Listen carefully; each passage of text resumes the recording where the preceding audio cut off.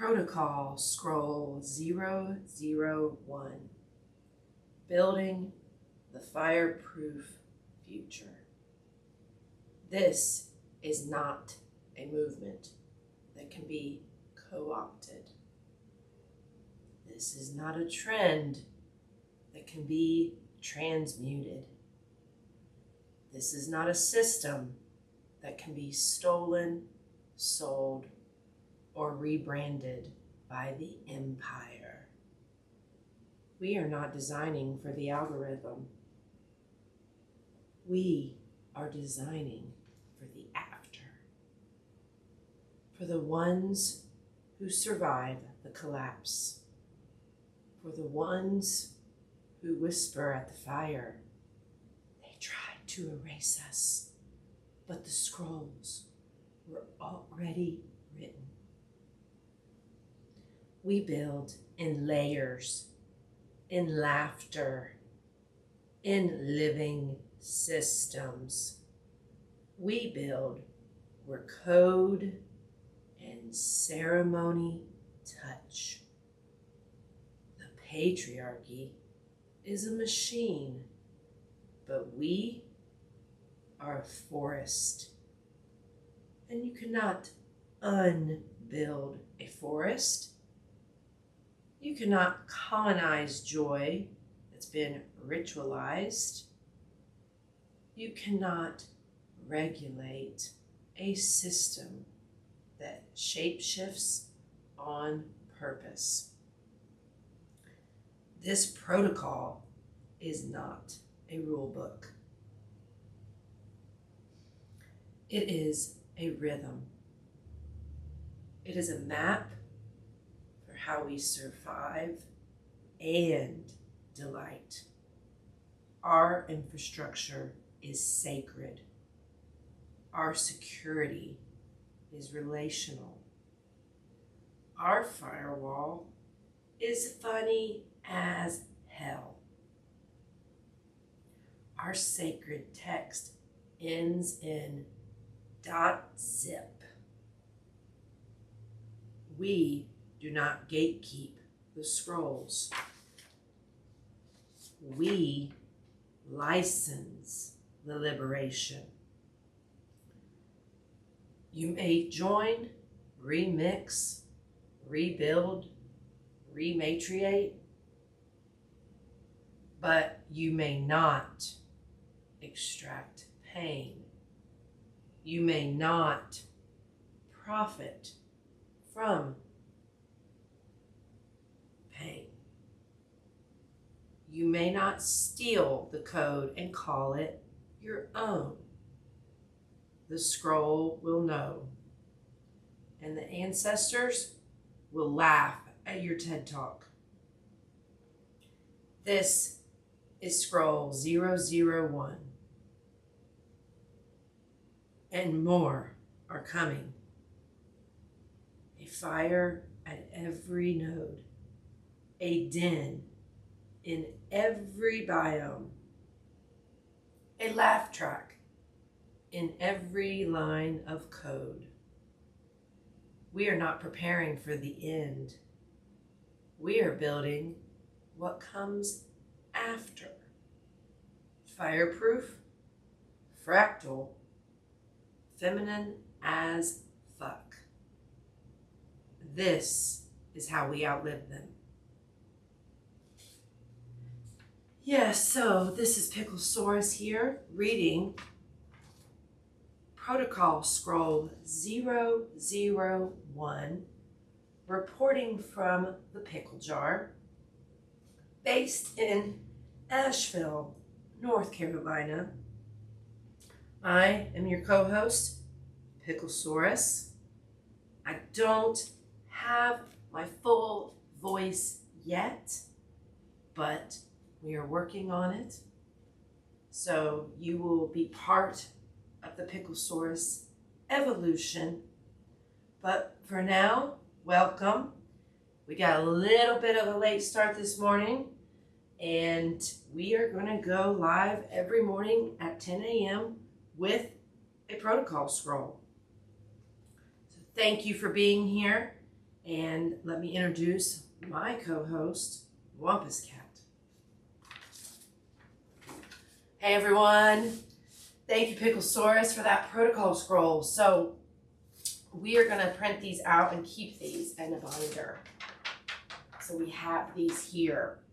And we are going to keep building this RematriationOS. So we are building an operating system that is post-patriarchal now, while we're still in the patriarchy, while we're still under the thumb, under the layers, under the, what I call a wet blanket, right? What do you think? Oh, darling, absolutely it's a wet blanket. It just hangs on everything. It's disgusting. It has been around since the beginning of time. Now, I will say, obviously, one of the reasons you have me here is for my 65 million years of knowledge. And, honey, I've seen the patriarchy take down every civilization, every single one. Now, there have been a few rematriated societies that absolutely thrived. Absolutely thrived. Yeah? For real? Absolutely. And you are always going on and on and on about Maslow's hierarchy. Heck, you've got 2 paintings here in the pickle jar with us. And yeah, the rematriated communities had figured it out. Everybody had food, water, shelter for free. For free, darling. Picklesaurus, don't tease us. Don't tease us, because we see that that would be possible, right? Like, we see that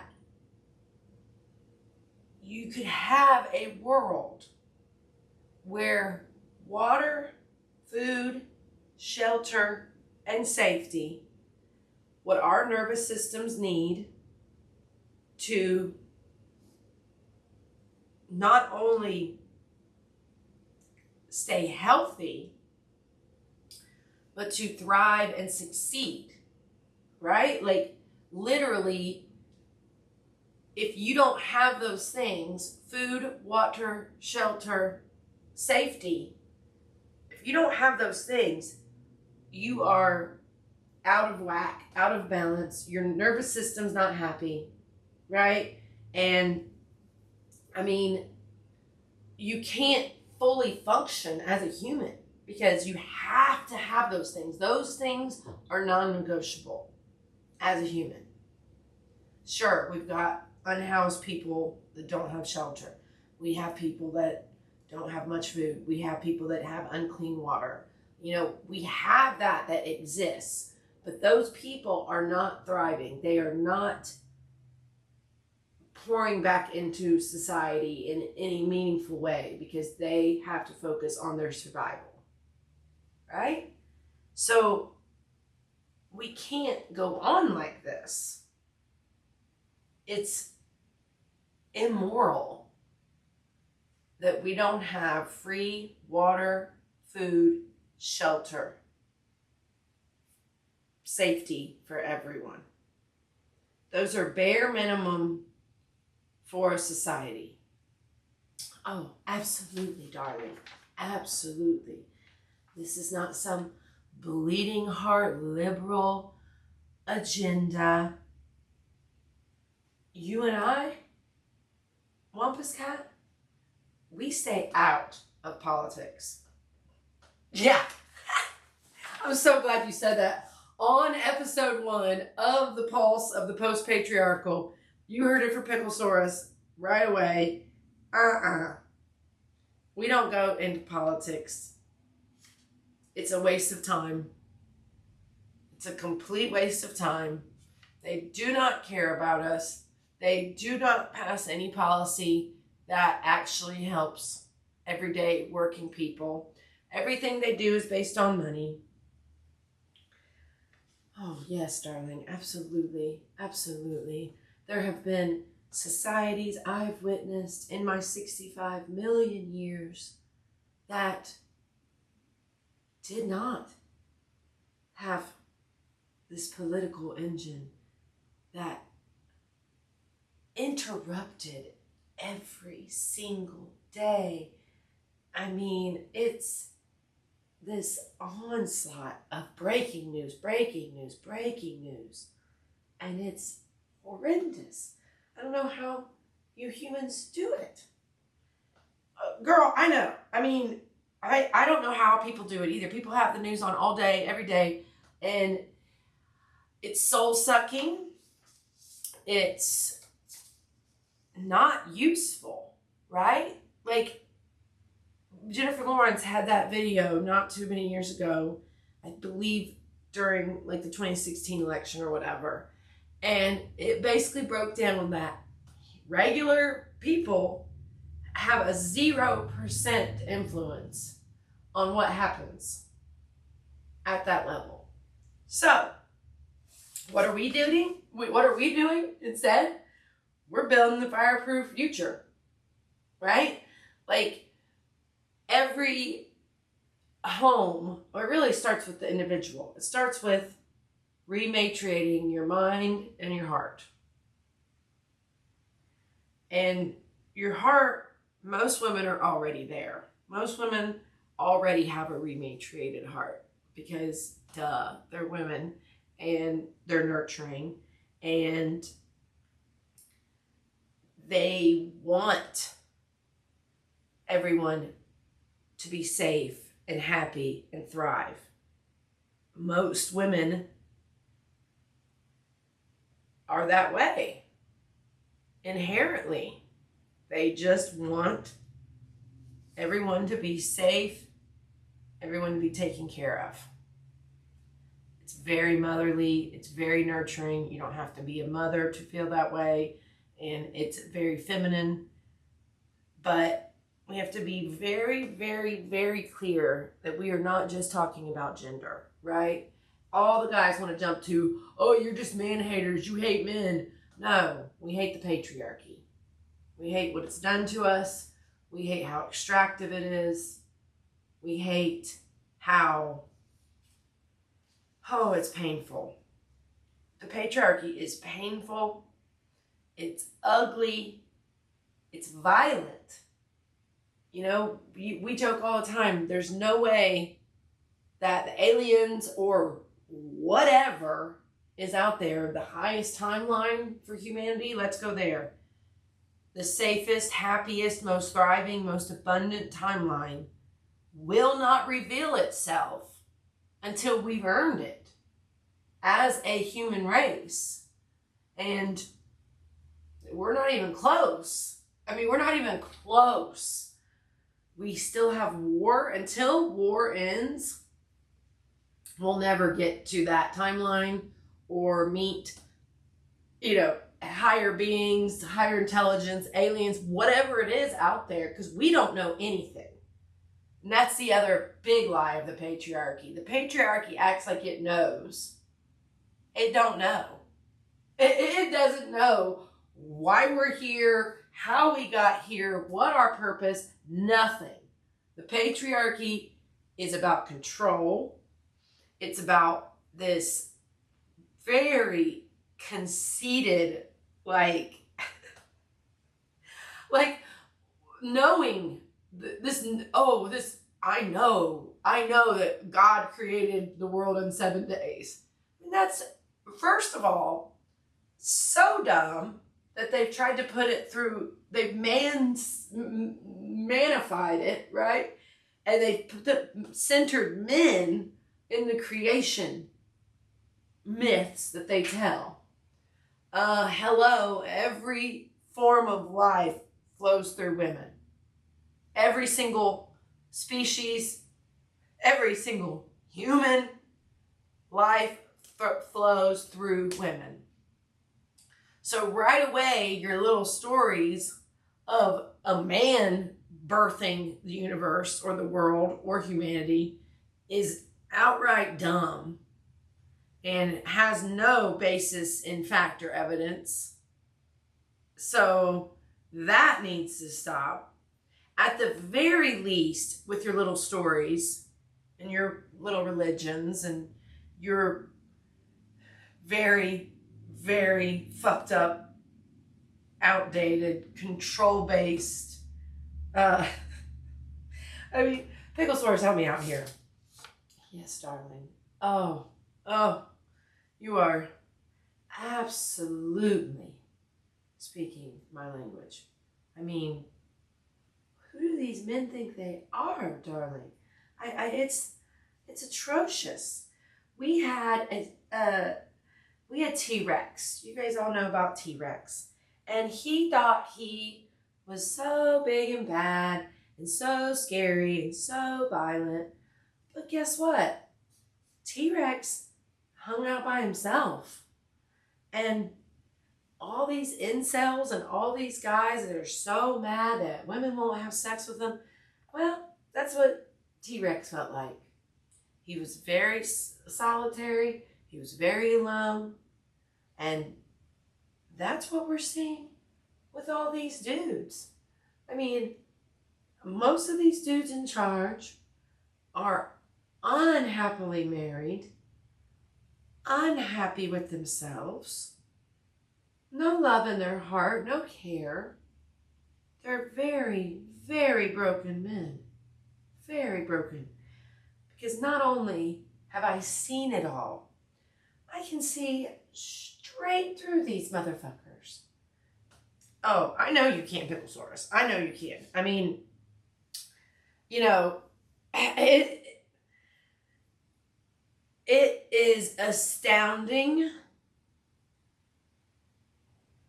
that they have survived this long. And I mean they as in the ones in power, the men in power, and this perpetuation of the patriarchy. And it's over, right? I mean, they don't know it's over yet. They're holding on and gasping for their last breath and grabbing at every straw, and like, it's very much in the air. They have fear that they know the patriarchy cannot unlock the next levels in humanity. We say cycle 100 is when humanity is unlocked. The wet blanket of patriarchy has been thrown off and everyone is thriving. Everyone is safe. I mean, can you imagine every single human on the planet feeling safe? Safe from murder, safe from crime, safe from rape, safe because they have shelter, safe because they have food and water, safe, deep safety. Walk outside anytime, day or night. Safe. That collective energy of safety, of security, of health. I mean, no stress. There's going to be stress still. We're not saying it's this perfect utopia where no stress exists, right? That's not what we're saying. We're saying the survival basics are met. And then that immediately jumps timelines and cycles. Immediately, when we achieve that baseline for everyone, the collective consciousness, the collective vibe, the collective energy, shoots through the roof, right? Oh, yes, darling. Oh, my goodness. That's it, right? That's it right there. That might not get us completely to cycle 100, but hell's bells, it sure would get us a hell of a lot closer, because right now, quite frankly, my dears, I am concerned that we somehow are slipping backwards. How? How are we slipping backwards? Girl, I think it's because of greed. I think greed is actually the only sin. Well, we don't even want to use the sin language, do we? But there's, the 7 deadly sins. We'll go there. And of course, murder, duh, and any violence towards someone, duh. They softened it to like laying with your neighbor's wife, I think. Gosh, I need those printed out. But no, that is probably used to be more about rape, and like that's probably been a softened sin. But war's gone, violence is gone, crime is gone, rape is gone, police brutality is gone. All that goes into one bucket, and let's just say we fix that somehow. That doesn't happen anymore, because that's choices that we can stop making right now. Like literally, we don't have to have any more war. No one ever has to kill someone. No one ever has to commit a crime. No one has to rape anyone. Like, that can happen pretty damn instantly. Right? Well, yes, darling. But it does take actually prosecuting these men for their rapes and their murders and their domestic violence.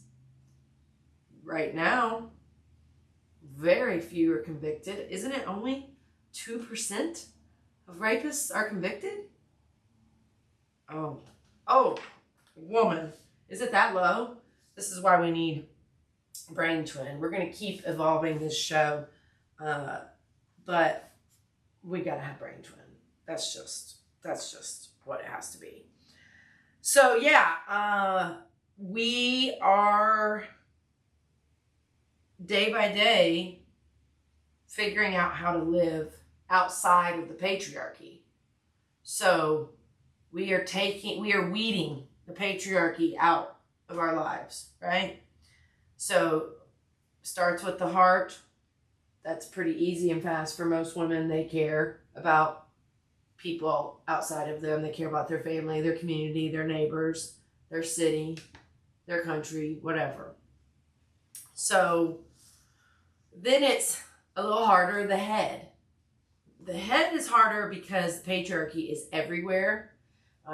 It always irks me, and I'm going to talk about it all the time. Bill Maher a few years ago, said that the patriarchy is a zombie lie, which is a lie that isn't true anymore. It's like a dead lie, basically.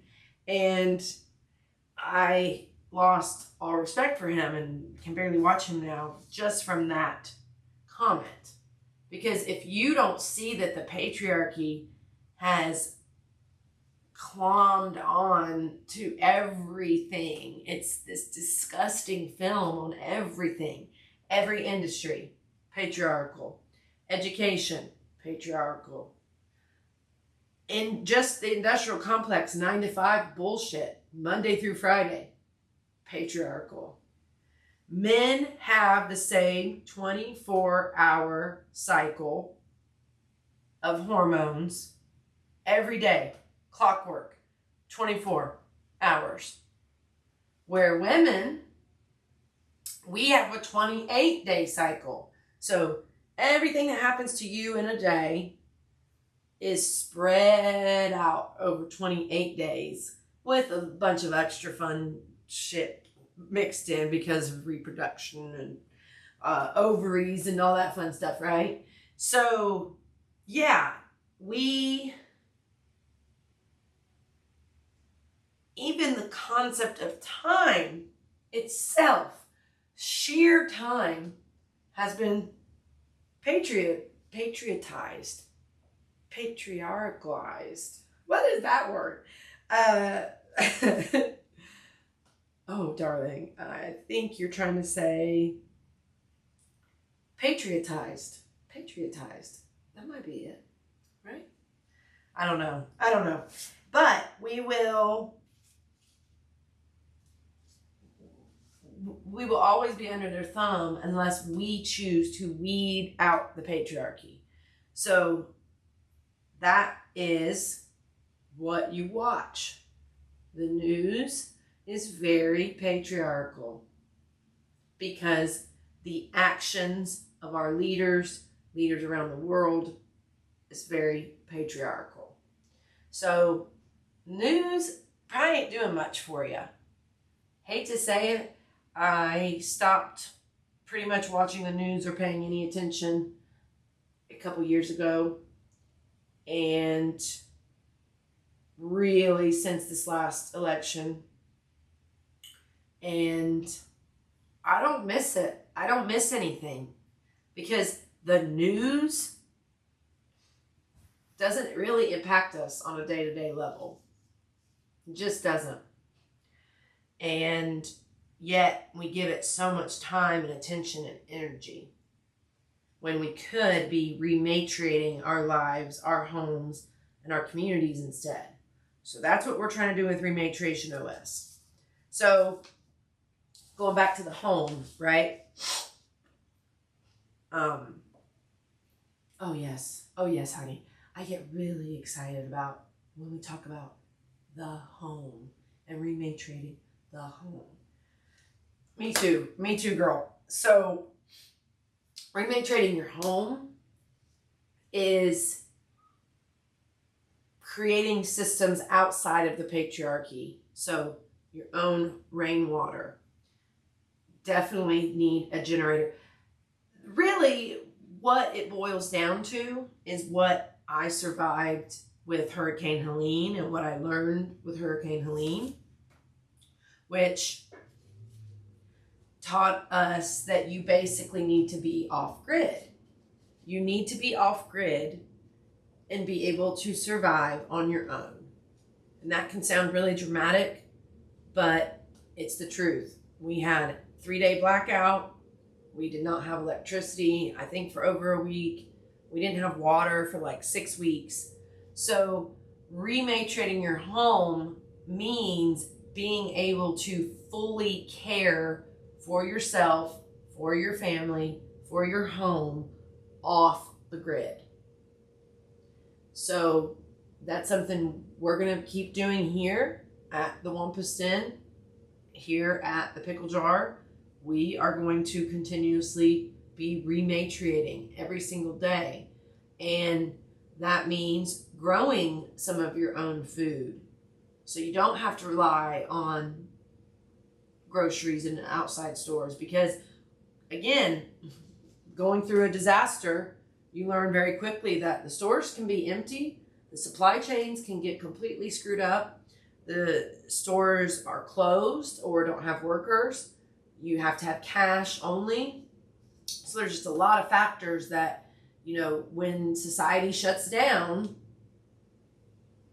those stores are not going to be there. Those supplies are not going to be there. So a lot of rematriation is that preparation and that disaster proofing, because that is how you deeply care for yourself and your home and have an even deeper sense of safety. We talked about how important that is. So yeah, there's big giant things like a water system, and having rainwater system means purer, cleaner water without all those forever chemicals.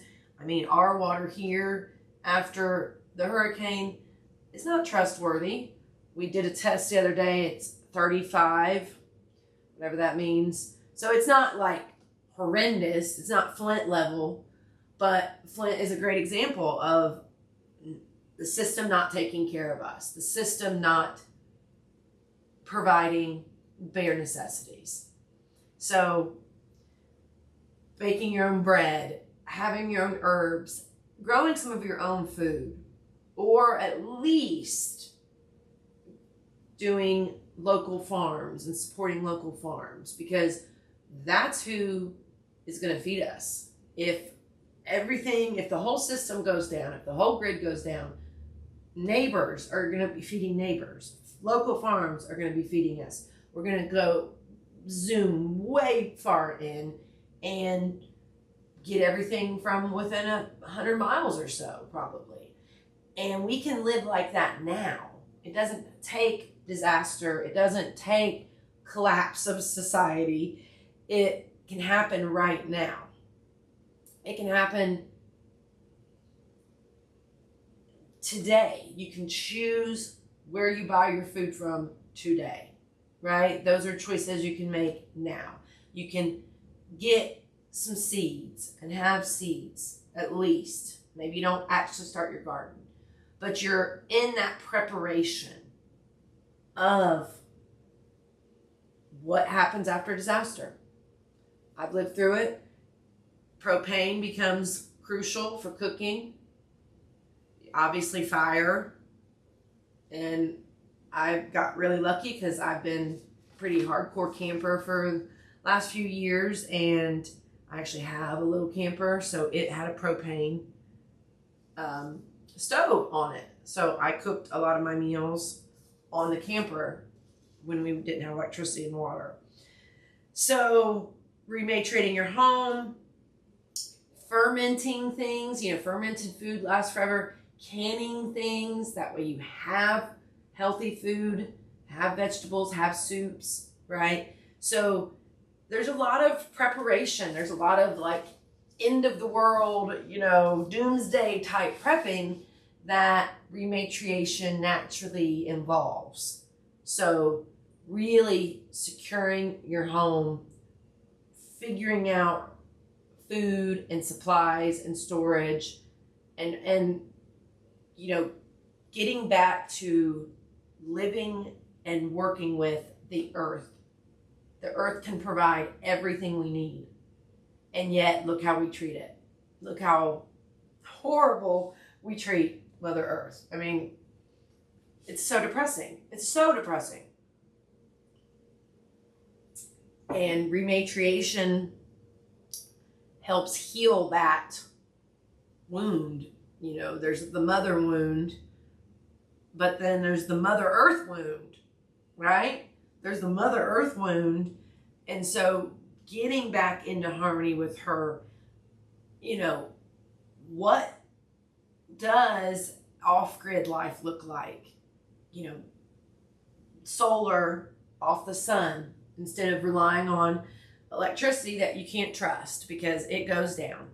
And we experienced it. And it's terrifying because people with oxygen, they need electricity. They need to be able to plug in to electricity. So not relying on anyone else is part of rematriation. Taking care of your own self, your own home, your cubs, your den, that is rematriation.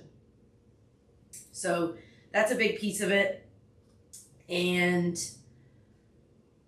that can happen home by home. I mean, that's the beauty of, the other day I was doing a talk at UNCA, University of North Carolina, Asheville here, and with my friend Dr. Susan Muntean. She's been studying rematriation for decades at the academic level, at the systems level. So I said, does anyone think we can have a post-patriarchal world by 9/9/2034? And the students are all shaking their heads no, right? And it made me laugh because of course that sounds absolutely, how in the heck would we do this? How do we topple the patriarchy? Well, that's the beauty of it. We don't have to topple it from the top down and make it crumble and collapse, right? We can, home by home, person by person, city by city. This becomes, we joke about it, that we are the meteor, right? And the extinction vibes. Oh yes, I love talking about extinction vibes. I've seen extinctions. I know we can extinct the patriarchy. Yes, we haven't really said extinct the patriarchy. I love that. We've been saying eat the patriarchy. You don't want to say like kill, because like it's so aggressive, right? We want this softer, gentler, safer society. So we're trying, but extinct is beautiful. Extinct the patriarchy. And never get to say the word extinct. I mean, you know all about extinctions, right? Picklesaurus. Don't make jokes about my extinction survivals. Thank you very much. Excuse me. Okay, but it's facts. So, extinct the patriarchy, person by person, home by home, city by city. So then we are the meteor. Think about the meteor. Instead of crashing into us and ending the world like in Don't Look Up, which I just rewatched the other day. Oh my gosh, so good. So freaking good. So apropos for where we are as a society right now. So divided, 50-50, boom. You know, really, it's funny. It's a third. A third are like me that have opted out and do not engage with politics or really the news or the macro stuff. Then you got a third on the right, third on the left. So that's sort of the breakdown, actually. It's not 50-50. It's actually third. So us as the removed third, we can keep popping up all over the world. This can happen all over the world. So the meteor, instead of it crashing, ending life as we know it, instead, individually, individual homes, individual fires, individual cities pop up.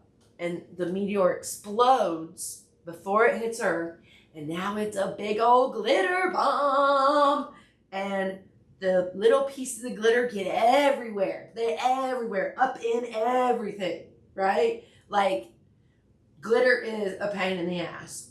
And glitter is actually bad for the environment. So it's not literal glitter, but it's these little pieces of the meteor, the little shiny explosion bits that then coat everything, pop up everywhere. That is the metaphor. That is the visual. The meteor explodes into billions of little glitter, pieces of glitter, and then those pieces of glitter plant seeds all over the world, and we pop up rematriation hubs all over until we outnumber them. This is a game of we eventually outnumber them. Our third becomes a half, and then our half becomes the majority. So rematriation can take over the patriarchy, and the patriarchy is going to hold on, but we can continue to snuff it out piece by piece, person by person, and then eventually it's just gone like a bad dream, right? Yes, darling. Yes, darling. I helped you out there, Picklesaurus. Yes. So that's what we're doing. And we're going to keep talking about these protocols every single day to help people that want to join the rematriation movement, the rematriation rebellion. We're right here with you. We're doing it day by day. And we will see you tomorrow on the pulse of the Post-Patriarchal with Picklesaurus. Yes, everyone, extinct the patriarchy. And me, Wampus Cat. So we are going to end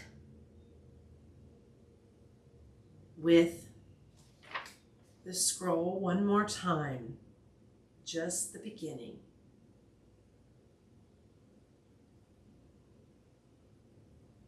Building the fireproof future. They tried to erase us, but the scrolls were already written. Hell yeah, Picklesaurus. Hell yeah. Okay. So join us, riseofwampus.org. You can see all of the ways that you can depatriate to rematriate. And we will see you tomorrow on the Pulse of the Post-Patriarchal with Picklesaurus, 10 a.m. daily. We're here rematriating the world.